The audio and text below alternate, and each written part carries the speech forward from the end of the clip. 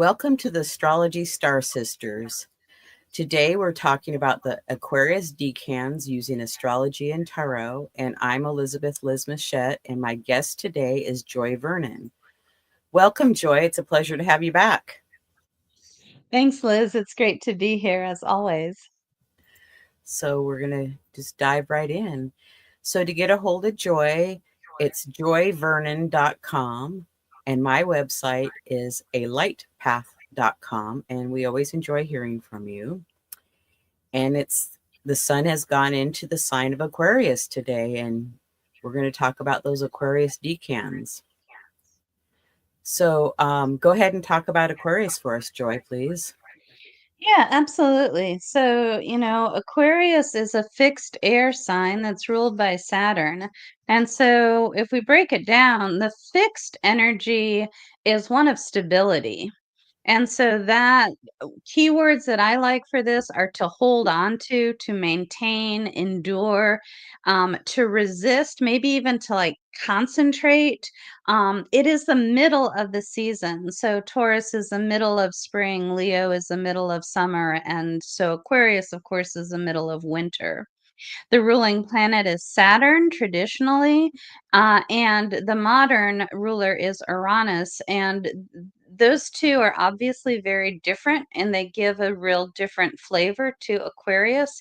And I think that'll come out a little bit in the tarot cards as we explore those.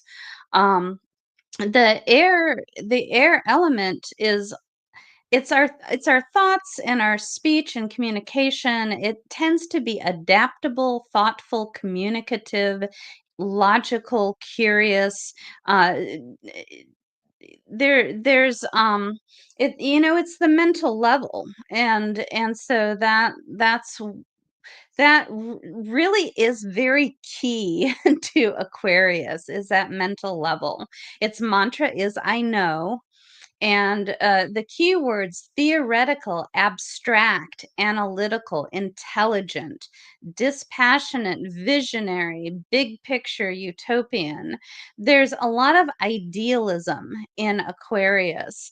But the thing with Aquarius is that it tends to be intellect that is um, disconnected from uh, sometimes even a little bit of practicality, but definitely disconnected from emotions. It because it understands and analyzes its emotions rather than feeling them. So the caution, argumentative popped up. I was looking up the mantra, and when I looked that up, somebody, I don't know, the very top thing was like, Aquarians can be argumentative. I'm like, oh, that's a caution. I should add that to the list. So I'm not saying that one from any personal experience with any Aquarians.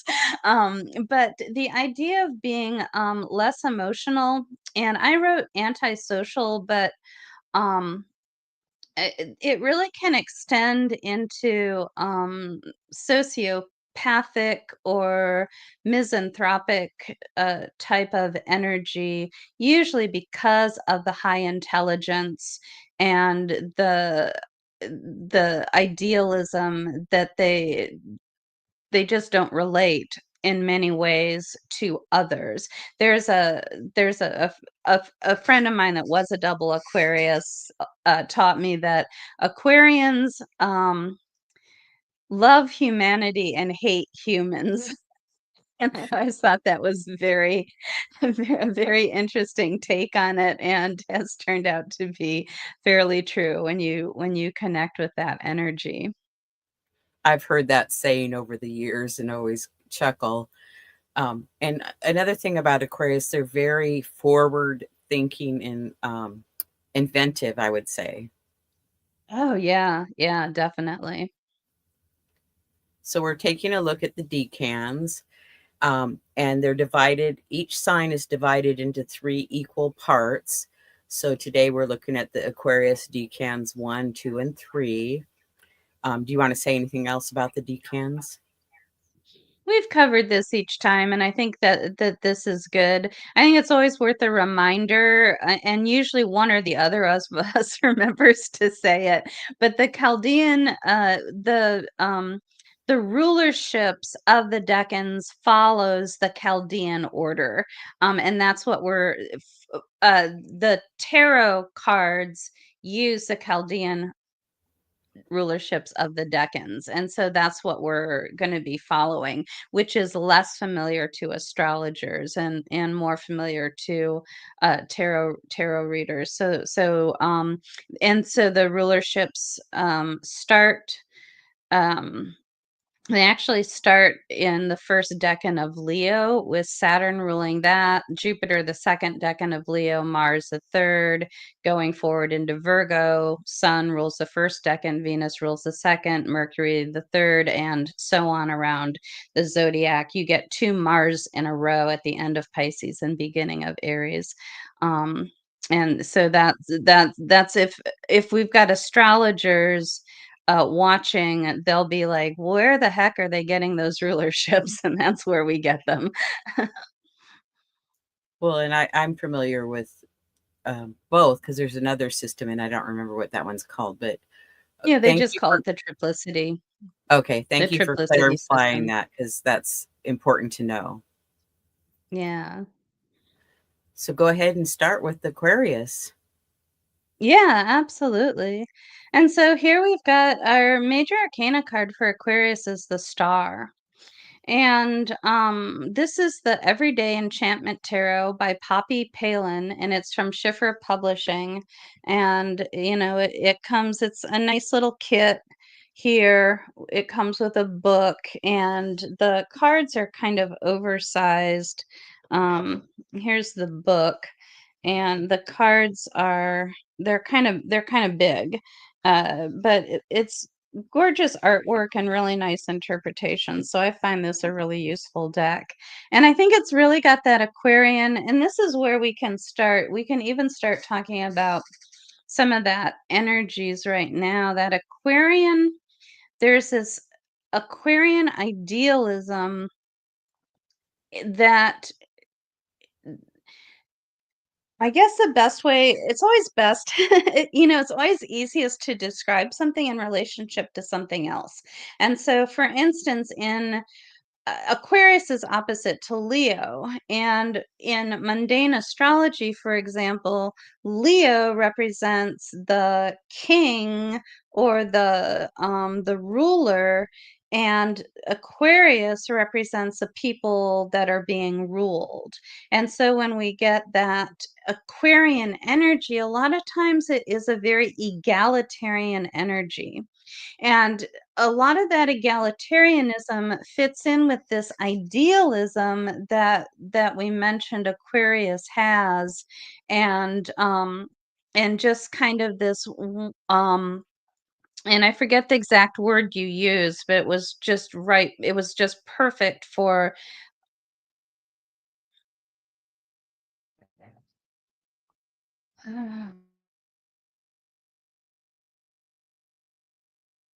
You got a black screen for some reason there.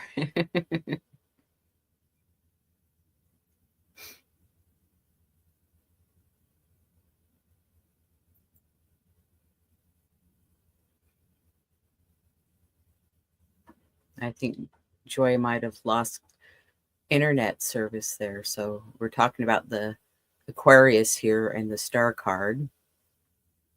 See if she comes back. Aquarius is very innovative, forward thinking.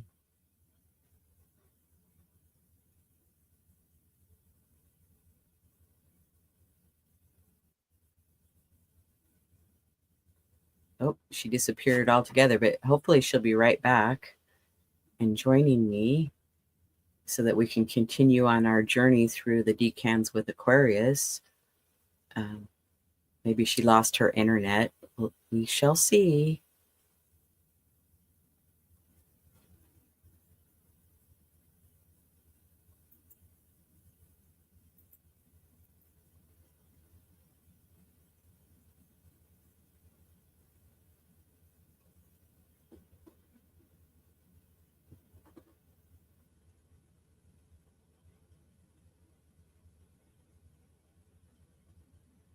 waiting for Joy to come back and join us.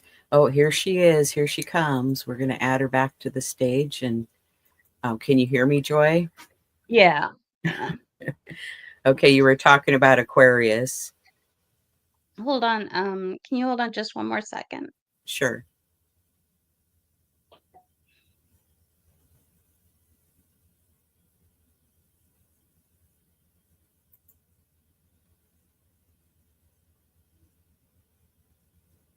So the tarot card that is associated with Aquarius is number 17, the star. And that goes from January 19th through February 18th. And here we have Joy back. So I have absolutely no idea what happened. It just went blank. It just went blacked out. And I thought maybe my computer died, even though it was fully charged, but I checked the battery and it is definitely fully charged. So I don't know what happened. Well, But that's okay. Aquarius rules electricity. Aquarius And rules the internet, technology. so you could have blipped on the internet connection. Who knows? Very appropriate. So, So, where were we? What were we talking about? about Aquarius, and here's the Major Arcana card because you introduced that, and then you started talking about Aquarius. Or do you want to just go to the next card? Go to the next one. Yeah, well, and what we're seeing here in this card and where I was going with this is we see somebody helping people. And that's that sense of egalitarianism, of help, of giving aid, of supporting the people, the common people. Um, and I love the perspective in this card with that high rise in the background and the star. There's always this thing with perspective with the star because it's so far above us, but and some cards take the perspective from the star looking down at everything, and this person is out helping people, and they have, there's rubble all around. They're down, down in this whatever happened here. And she is reaching down to help them and to bring them up. And that's such a very Aquarian energy. It's such an energy uh, of of trying to lift people up, and to help to share the wealth, whether it's a wealth of money or whether it's the wealth of time and effort and compassion and all of those things. And I think one of the weird disconnects with the Aquarian energy is that it isn't as emotional on the one hand, but there is a dispassion about deep compassion, because deep compassion is not sympathy that just feels what another person is feeling. Deep compassion almost is dispassionate because it's so calm, and it's not concerned with emotional things. And so to help people that are truly in need, need you need that high level of compassion that that allows you to help others without getting involved in um uh, the sorrow or the loss or the anger or frustration of their emotions. So it is a non-empathic energy, but a highly compassionate energy. I think that's one of the brilliant things about Aquarius. Um, and I think this card just is such a good illustration of that. And we see the Big Dipper up there and the North Star, and I assume that's what they're going for. And just the idea of guidance and being able to see your way through and out of. And that's, again, that's that Saturn. Saturn needs that foundation. It needs that basic um ground level, in the trenches, feet in the ground, where are we starting from? all the way and builds from that ground level all the way up into the brilliance of the Aquarian utopian vision. And so seeing these people in this difficulty that they're in, going all the way towards that star of idealism. I think that it's just such a lovely interpretation. And speaking of the stars, the sky has been honoring us with a brilliant show of stars because we can see Mars, and it is really close to Castor and Pollux, and Saturn and Venus are kissing, and the full moon or the moon is in the sky. And I know that there's more up there, but just as an example, it's like, if you can go out at night and enjoy the view, it's been beautiful. It's been amazing. Jupiter's up there with Aldebaran this time of year. And Hal and I went out for dinner last night, and man, the sky was so clear, which, as you know, it's really hard to see the stars in the Pacific Northwest. You mostly get clouds all the time, but it was so clear last night. And yeah, it was just like boom, Venus was, that is that diamond laid out on that black velvet at the jewelry store. It was so gorgeous. And yeah, Saturn just right next to it. So yeah, really, really amazing stars right now, and this is the time to be watching. Absolutely. So we're going to go to Aquarius Decan number 1. Go ahead and tell us about it, please. Yeah, absolutely. And so the Five of Swords is called the Lord of Defeat, and it's Venus ruling the first decan of Aquarius. And the time of the cycle when the sun moves through that is the last 10 days of January, roughly. This year it comes out to January 19th to January 28th. Um, and the and it's ruled by Venus. I guess I said that already. And so what we get here is our three decans, first of all, are ruled first by Venus because it goes in that Chaldean order. So Venus, followed by Mercury, followed by the moon. And Venus and the moon are two planets that don't really do well in Aquarius because Venus wants to have those connections and it wants to have that emotional um, fun and playfulness and beauty and charm and all of those things that Aquarius is just like irrelevant, irrelevant, irrelevant. And so Venus isn't exactly happy there. And likewise, the moon, which is our emotions, is also not going to do fabulous in Aquarius. I mean, it expresses its emotions via the Aquarian symbolism, but that's not a very emotional symbolism. And so we see that. The Five of Swords is an odd one because it is ruled by Venus, and I always think of swords as communication, and Venus, of course, is love.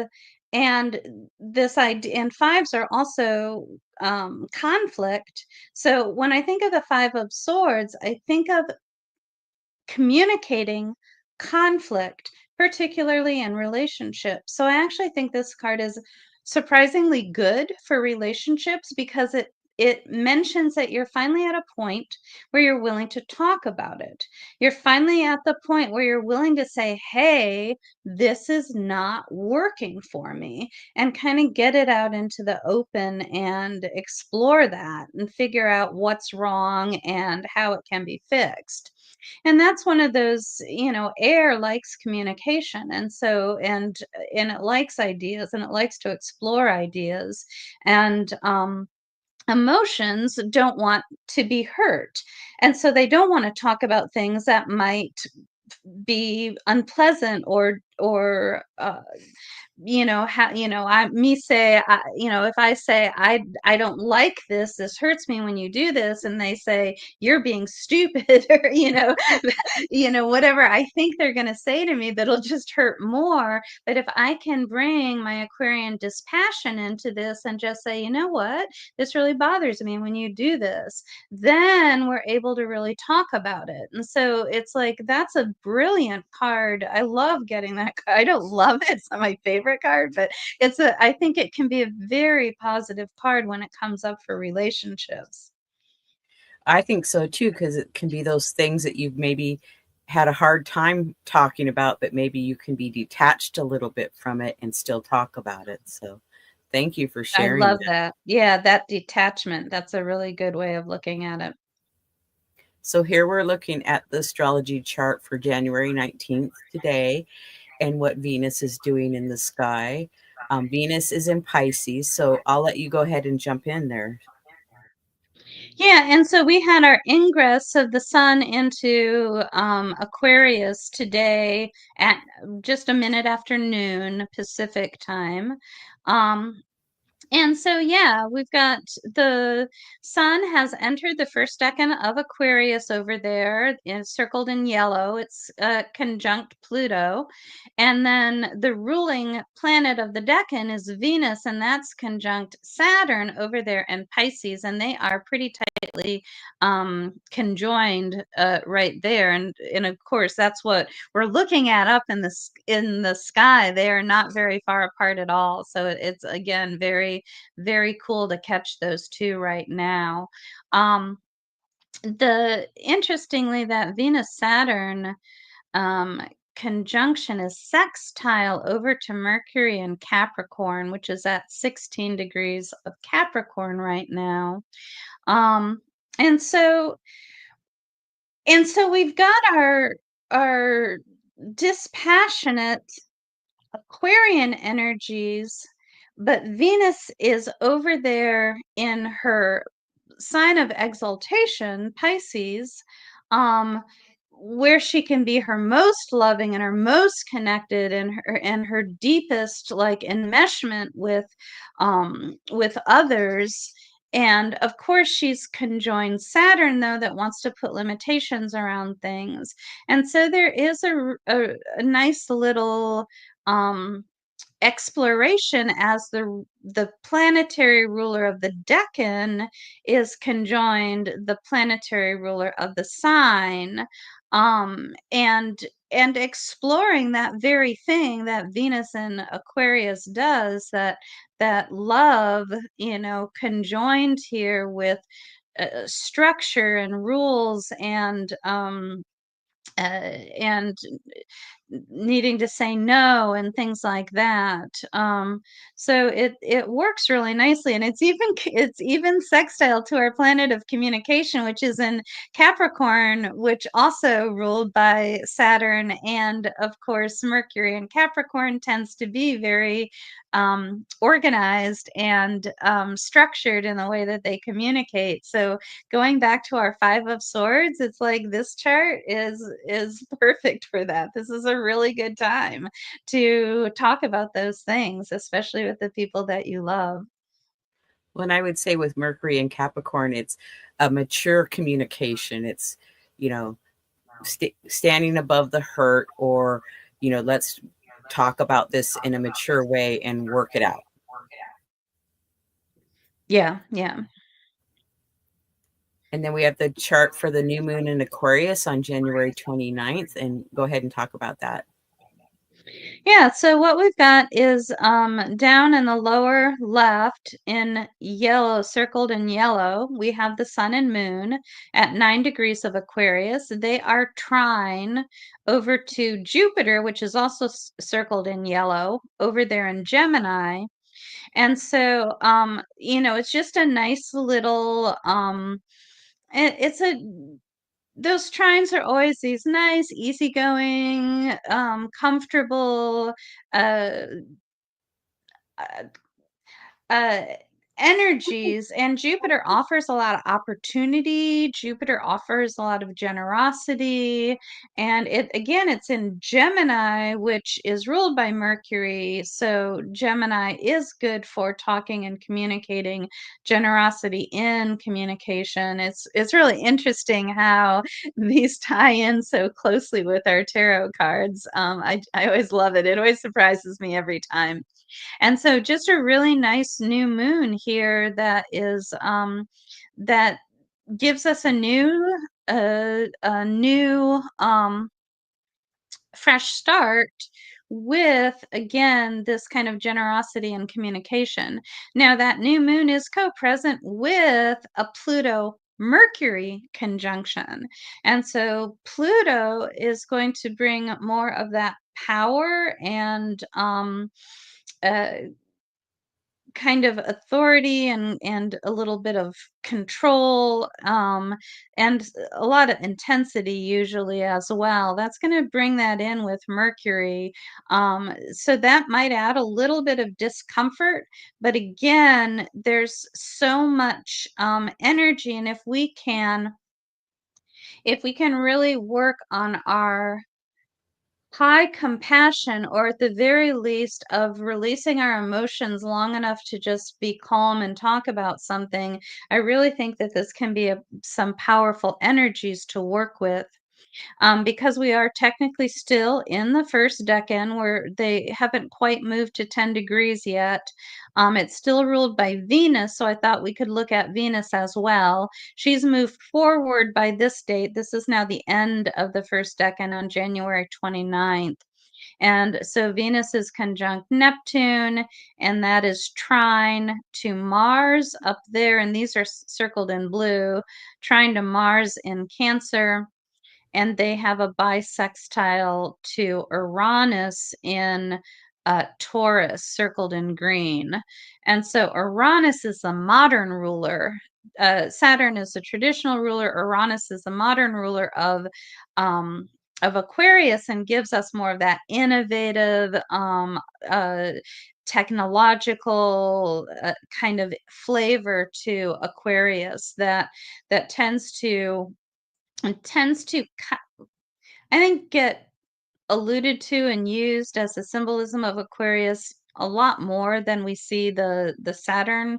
Even though a lot of people are going more towards the traditional again, I still feel like a lot of people really stick to that Uranus interpretation of Aquarius. I always like the Saturn one. It's like it's like, in order to achieve your utopian vision, you have to first raise everything on the lot that you've bought, and then you can start building. That's a Saturnian Aquarius. And the Uranus one is a lot more technological, and so it's giving that innovative, eccentric, innovative energy to that Venus Mars um uh trine there. I mean, that it again, n- we've got the Mars is retrograde right now. Venus, not during our time period, the Aquarius time period, but she's going to be going retrograde later on in Aries back into Pisces. So I do believe that she's under the shadow now. Although I don't honestly have the exact degrees of her retrograde in my head. And so and so we're still, and those are two relationship planets. I think it's really interesting how the charts, again, really tie in a really interesting way with the tarot cards, because Venus and Mars can both represent aspects of relationships, whether it's just more of a simple male female type of thing, or whether it's a more complex connection between opposites, and between uh, the the kind of drive and passion that Mars brings, and kind of the affection and connection that Venus brings, um, and given that kind of Aquarian innovative boost from Uranus there. So yes, just really, I don't know. What do you think, Liz? I think they're interesting charts. Well, it is. And for this new moon, this is a great, I mean, it looks like it has, some nice things about it. And I would encourage people to ask for what they desire to happen in the near future. And it could have a quality about relationships and how you might want them to change. And, um, dream big. And I would say, don't worry about how you're going to accomplish them. Just let it happen. So, Oh, yeah. so Yeah, the that Uranus in there will bring it things about in an unexpected manner. So yeah, absolutely. I love it. Okay, now we're on to Aquarius Decan number 2. Go ahead, Joy. And so this is our Six of Swords, and this is the Lord of earned success. And it's Mercury ruling the second decan of Aquarius. And the sun will be in that part of the sky this year from January 29th to February 7th, about. And so I think one of the things I always like to, I think looking at cards in sequence helps understand them. And if we look at the Five of Swords followed by the Six of Swords and compare it to the Five of Wands followed by the Six of Wands, the Five of Wands is the five people kind of, they're holding their wands up and they look like they might be fighting each other or playing a game. It looks fairly chaotic. There's a really funny meme that was going around for a while that had the caption "stupid tent." And so it's like something that's hard to put together, that's not coming together easily, that type of thing. Is what the Five of Swords is all about, or Five of Wands is all about. And then the Six of Wands is the victory card with the guy on the horse, and he's holding the wand with the victory wreath on top of it. And there's a crowd of people holding other wands and things like that. And he's returning victorious. And so the conflict in the Five of Wands leads to the victory in the Six of Wands. But when we talk about swords, the conflict of the Five of Swords, which is defeat, says that you're not going to win this. It really is over. You're not going to win this fight. And so the Five of Swords leads into the Six of Swords, which is the boat going away. And it's like, give up, leave. That you've done everything you can. You will be, and I do, and like, I mean, the Six of Wands is victory. The Six of Swords is earned success. You'll still be successful, but you really have to earn it. So you have to go through the difficulties. You have to accept the defeat. You have to move on and start again. And we're seeing this. I'm not 100% on board with this particular interpretation, because that guy in the back, he's going down. That ice is too cracked. I don't think he's gonna make it. But he at least is knowing, maybe he's knowing that his weight's not gonna hold it, and so he's staying back and watching the others go on. So maybe that's just what he's like, I'm going to save them by not moving forward. Maybe that's why he's not very far into the ice. I don't know. I'm not sure there's a lot of way. That's what I love about this deck, is that there's such detailed scenes, so we can really explore what are the dynamics here, what are the relationships that are going on. And it seems like the mom and the kid are fine skating away on that particular river. Right, reminds me of the Joni Mitchell song. It's such a very beautiful song. Um, and so earning that success, and maybe that's part of it, that he, in the Rider-Waite-Smith card, the man there would represent the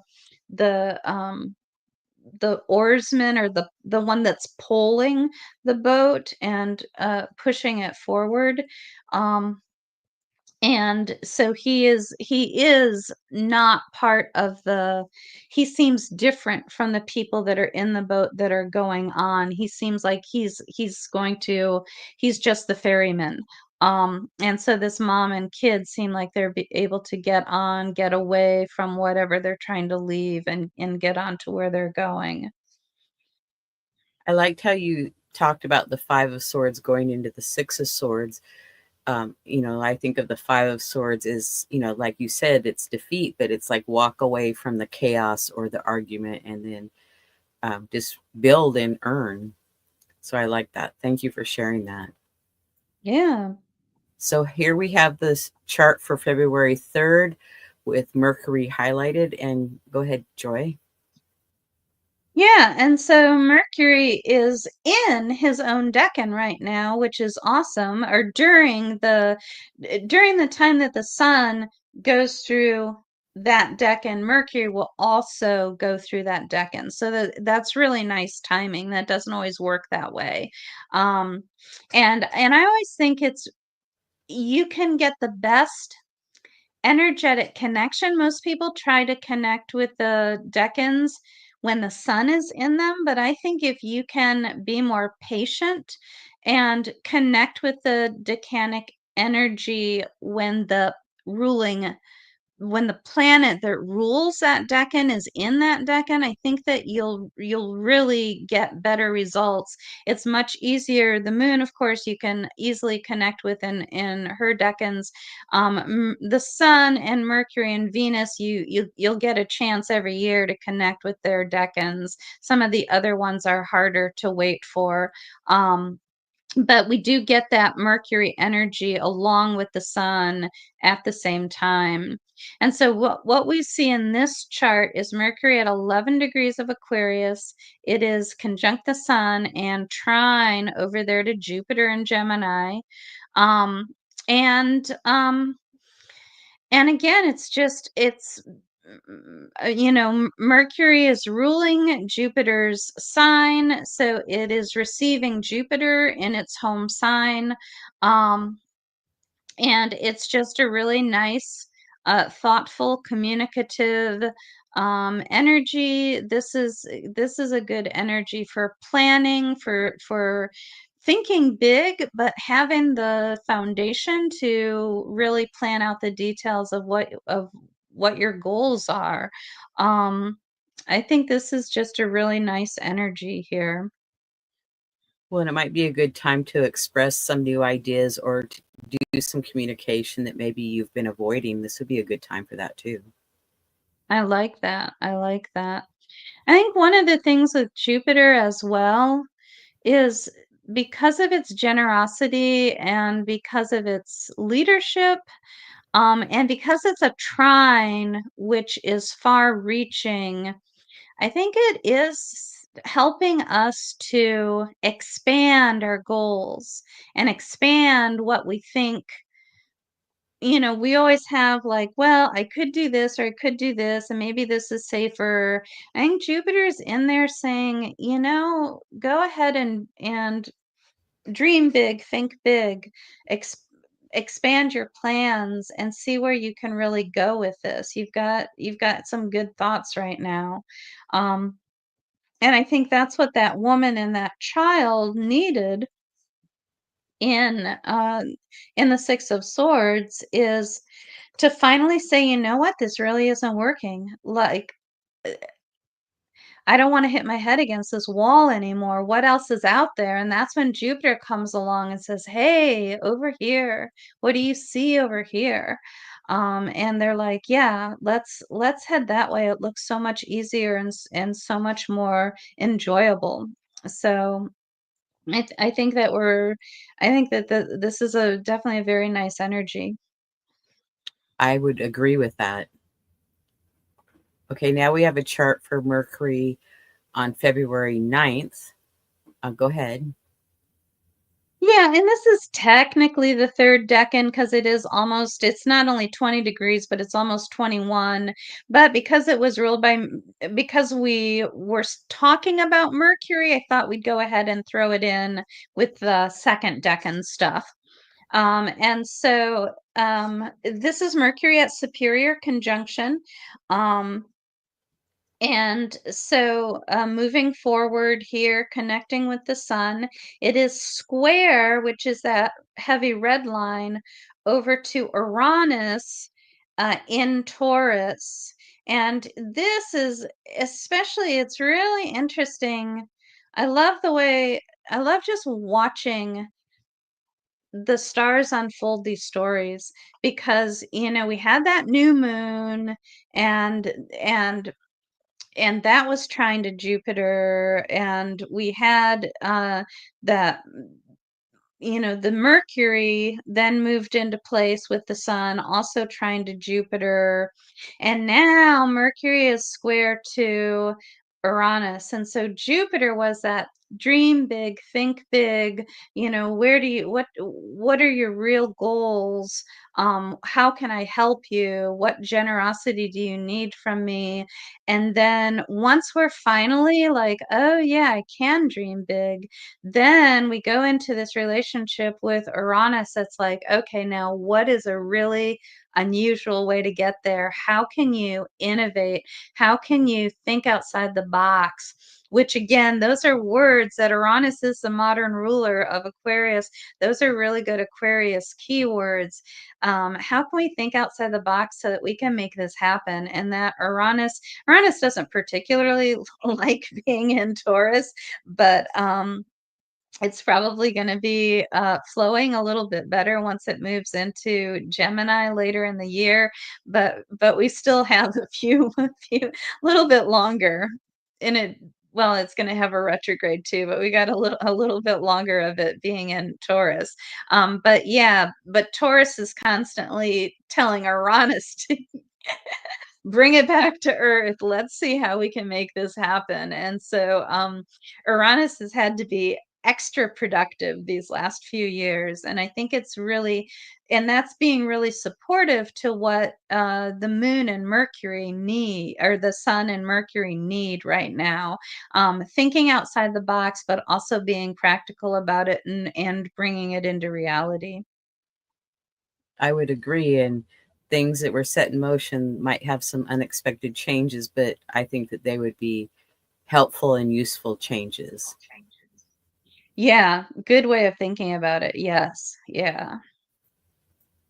Be be prepared. Prepare for the unexpected. What do they say? There's a phrase around that. Yes. So we have Aquarius Decan number 3, the Seven of Swords, and I'll let you take it away. Yeah, and so this is the Lord of Unstable Effort.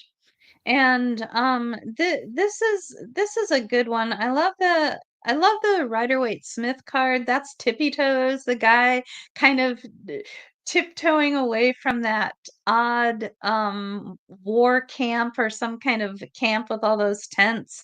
Um and he's carrying 5 swords, and there's 2 on the ground behind him.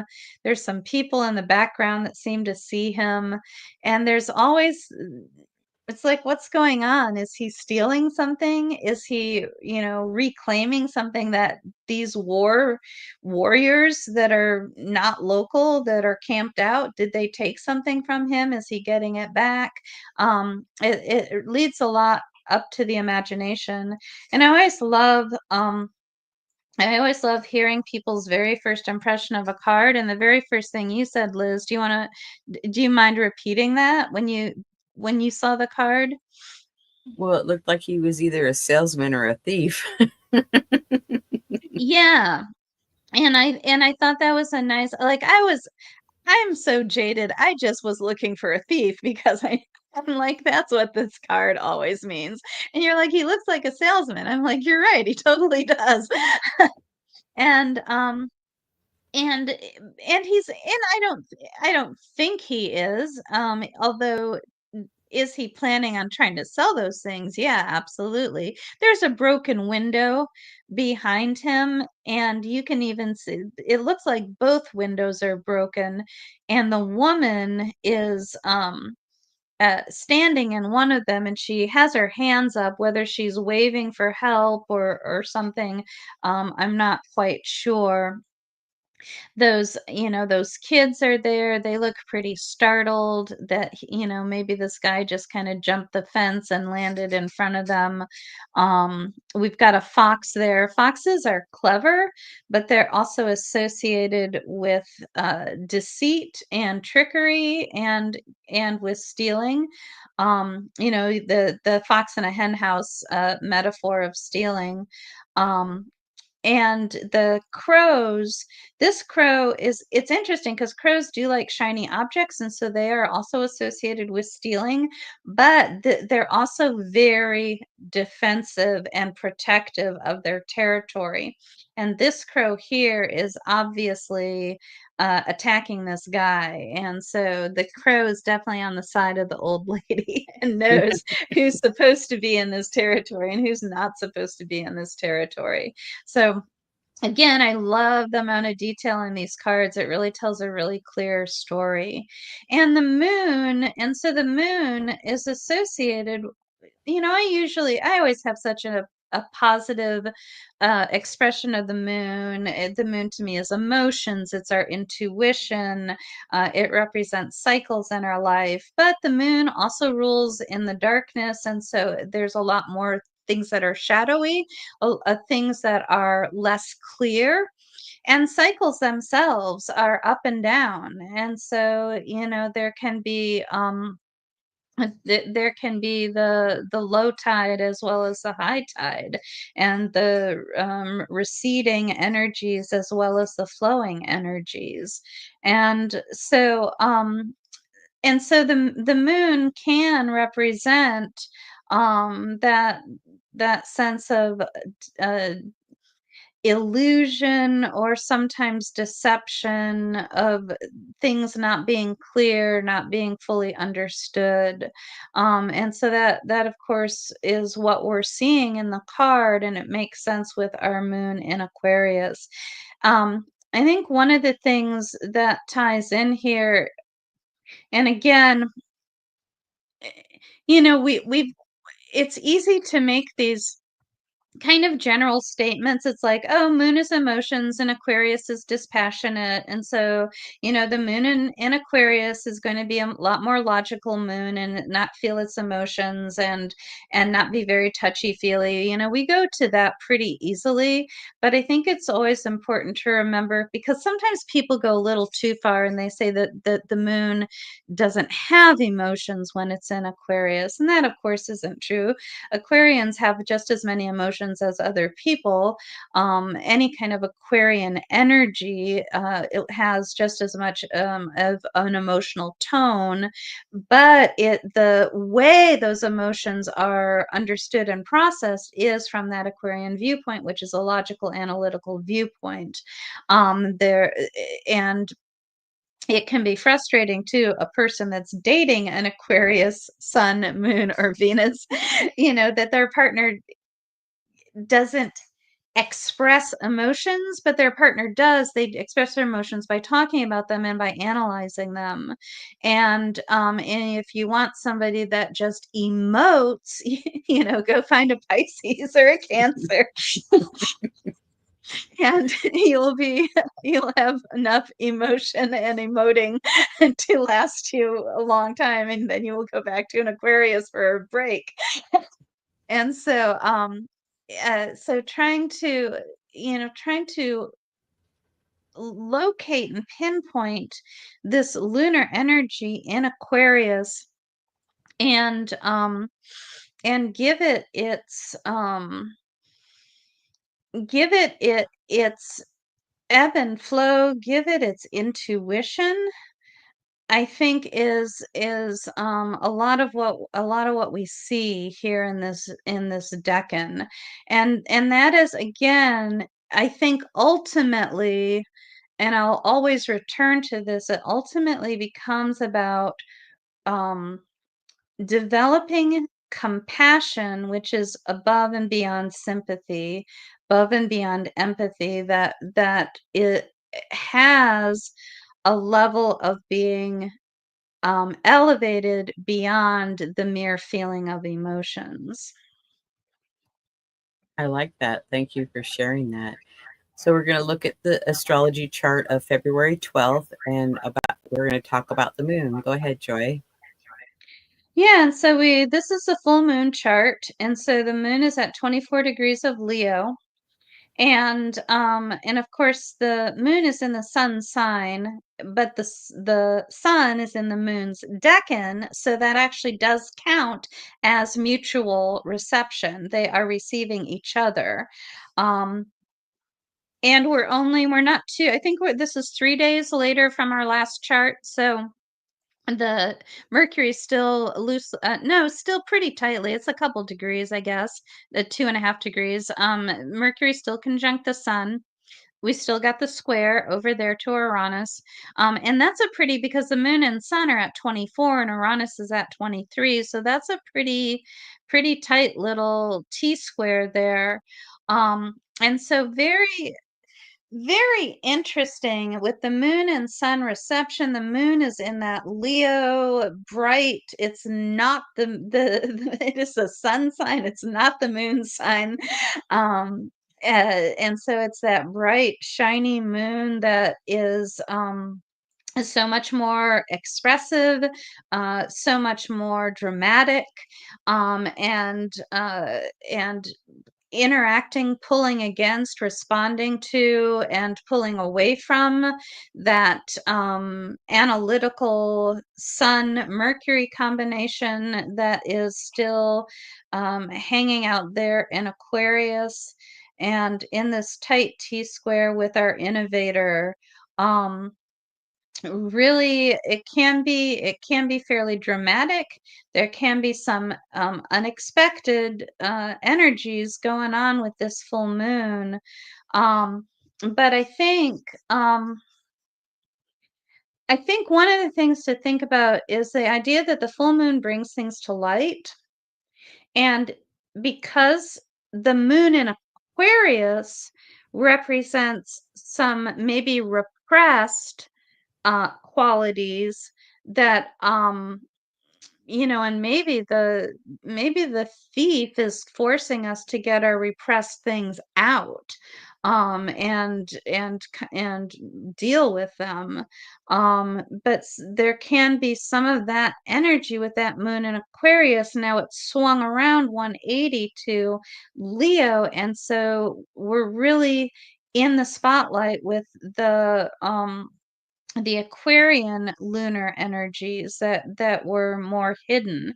Um, and what comes to light, that I don't know. I mean, we'll have to wait and see. And I think, that can be a pretty personal thing too, in terms of how each of us works through that, how it hits our charts, and what will come to light, what we will be able to unpack from uh, Aquarius, and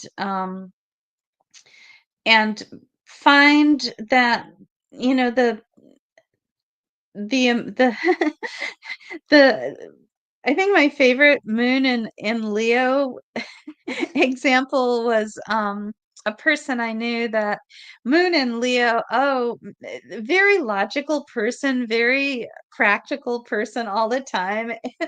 Then their emotions would come out. This is the biggest crier I ever knew.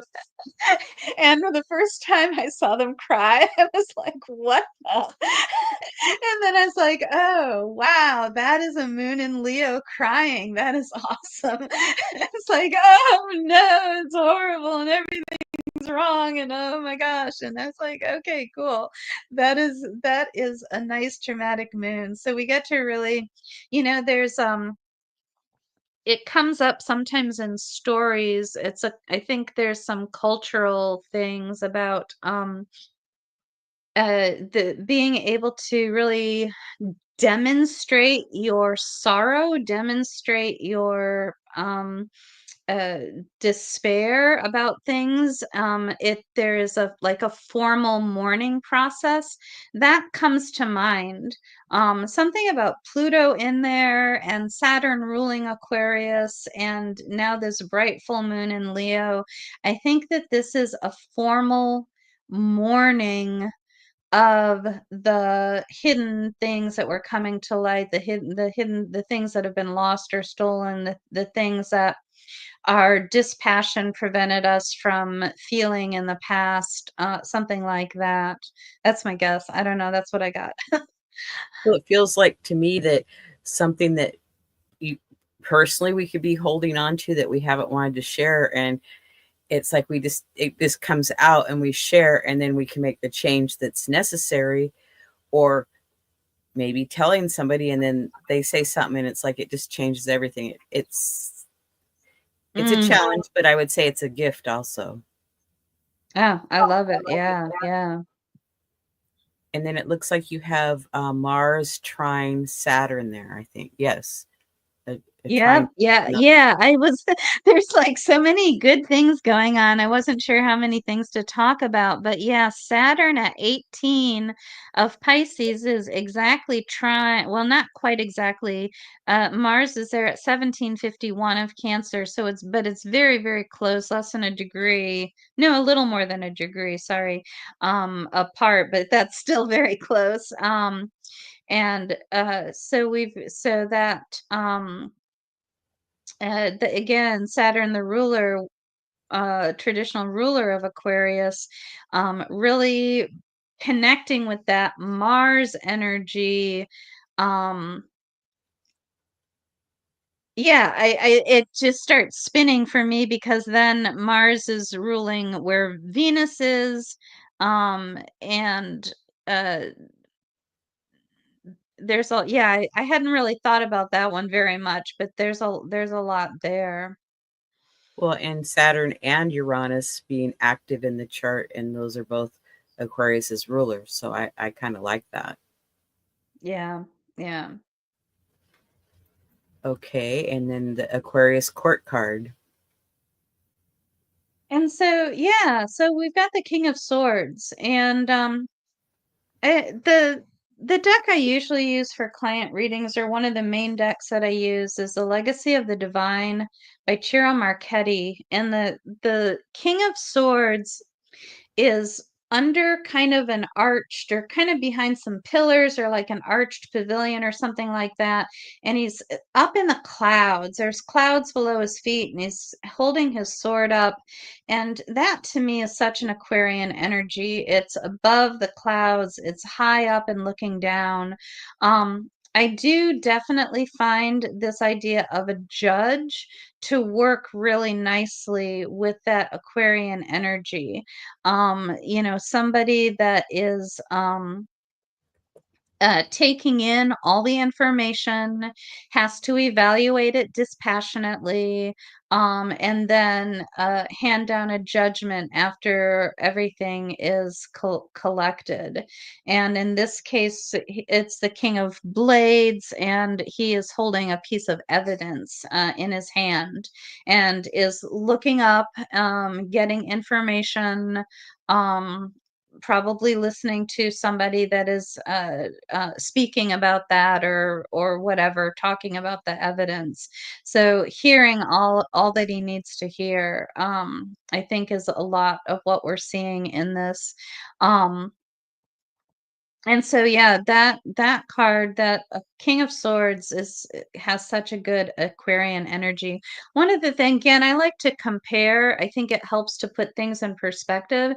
The King of Wands and the King of Swords, like, what's similar, what's different? They're both very similar energies. Wands and Swords are both the masculine um, gender of the energy, and so the King of Wands, though, as a leader, and kings are highly established and strong, they tend to be good leaders. The King of Wands as a leader is a real roll up your sleeves, get in there and help out, and lead by doing. He just, will jump in and rally the people and get them working together. King of Swords is above. He is on the upper level. He talks down to the people on the lower level. He doesn't connect with them directly. He will send a messenger down to relay information, or he will talk down to them from a place of elevation. And I think that that really idealizes it and expresses that Aquarian energy. And again, and we can see it sounds to us in the and I was going to say this before. We've got the we were talking just previously about the moon ruling the third decan of Aquarius. The United States, the Sibley chart has the moon at, I believe, 27 degrees of Aquarius. And so the US natal chart, has the moon in the third decan of Aquarius, which it rules. Again, the moon represents the people as opposed to the sun, or to even the Leo energy representing the ruler. And so the American public, the common people of America, have a lot of that Aquarian energy. And I think some of the things that are relevant is that King of Wands, by being down with the people and working with them, I think he's more tuned in to what's going on. But as a result, he is more swayed by everybody's opinion. The King of Swords, by being above and aloof, is not as tuned in, but he can be more dispassionate. And obviously, they both have their role to play. And I just and it's to me, it's just useful to think of those that way. I like that. Thank you for sharing that. So I have a quote here. A man travels the world over in search of what he needs and returns home to find it. And that's by George Moore. So do you have any takeaways that you want to add? You gave a lot of great information already, but I don't know if you have something extra to add. I do want to thank all those that are watching live, and any of those that come back and watch in the future. We appreciate your support and always look forward to hearing from you. But now I'll let you talk, Joy. Thanks. Yeah. Sometimes I forget that we're live. um, the wonders of technology, that's our Aquarius thing right there. The wonders and horrors, as everything just goes black in the middle of it all. The I think the suit of swords is a hard suit, and the most positive cards in the suit are the 4 and 6. The 5, the 8, 9, and 10 are all kind of lost causes, although they're Gemini, so they can't be that bad, right? And so just I think remembering that part of the reason the swords are the swords this set of cards, 5, 6, and 7, really addresses that Aquarian energy, that we're not going to be cups here. We're not going to be, excited and passionate like wands. We're not going to be dreamy and moody and lovey and fun like the cups. We're going to be swords now, and we're going to think about things, and we're going to be serious, and we're going to look at troubles, and we're going to talk openly about troubles. And the way that that story unfolded, just like the cards, and started off with some communication, and then opened up into started off with the relationship with Venus and needing to communicate, then went into the Mercury communication and being able to navigate that, and then concluded with the more personal moon. It's like, what is in me that I need to look at and to see and to bring out into the full moon light so that I can really understand it. It seems it's just one short month, but it seems very growth oriented. And with Uranus tying heavily into the sequence, yeah, some kind of unexpected uh, eh, opportunity, some innovation, some surprising results. All of that kind of stuff is going to play in. So be interested to see how it all unfolds for people. Well, and the swords are, I always think of as our mental process. And to make progress, sometimes we need a little bit of friction or chaos to move forward. So it's just, it balances it all out. Yes, yes, exactly. I like it. So come back and enjoy more episodes of the Astrology Star Sisters. And some of my other monthly podcasts are um, the Astrology Star Sisters. We have a Dwarf Planet series, Planet Stationing, the Decans, what we did today, Fixed Stars and Uranian Astrology. And coming soon, we have Astrological Magic with Robert and Chinese Astrology with Jennifer. And episodes that Justin and I do are the monthly astrology forecast, the full moon forecast, and a Chiron asteroid series. And Joy and I both do consultations, have newsletters, and YouTube channels. So we appreciate you subscribing and joining and supporting us. I will be on Talk Cosmos on January 26th at 1 p.m. And you can watch that live on my channel here or come back and watch it another day. And we're going to be talking about that Aquarius new moon. And here's Joy's slide. So I'll let you talk about your slide. Yeah, I've blogged for since 2009, but I recently joined Substack, and so you can subscribe to me there. If you're on Substack, and we'll see how things go and what kind of following I build up. But depending on what happens, it might end up being a better place for me to really build community around my writing than just the blog itself. So please, if you like what I have to say, please check it out. There's already quite a number of articles up that you can read, all for free. And if you like it, please subscribe. Thank you And for that sharing. QR code will take you there. Okay. And Joy's website is joyvernon.com, and my website is alightpath.com. And thank you for joining us today, and we'll see you next time. All right. Sounds good. Goodbye for Thank now. you.